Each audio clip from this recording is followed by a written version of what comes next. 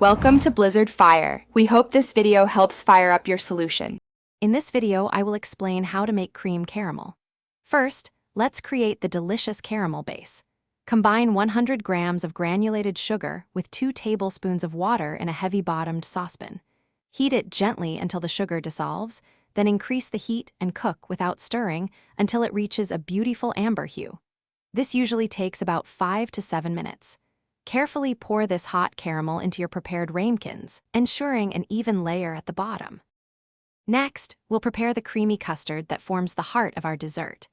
Gently warm 500 milliliters of whole milk with 100 grams of granulated sugar in a saucepan until the sugar dissolves and the milk is warm, but not boiling.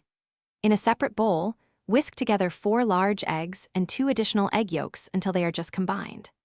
Slowly pour the warm milk into the egg mixture, whisking continuously to temper the eggs and prevent scrambling. Now it's time to bake our cream caramel to perfection. Carefully pour the prepared custard mixture over the cooled caramel in each ramekin. Arrange the ramekins in a larger baking dish. Fill the baking dish with hot water, reaching about halfway up the sides of the ramekins, creating a gentle water bath. Bake in a preheated oven at 160 degrees Celsius for approximately 35 to 45 minutes, or until just set.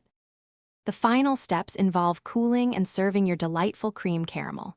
Once baked, carefully remove the ramekins from the water bath and allow them to cool completely at room temperature.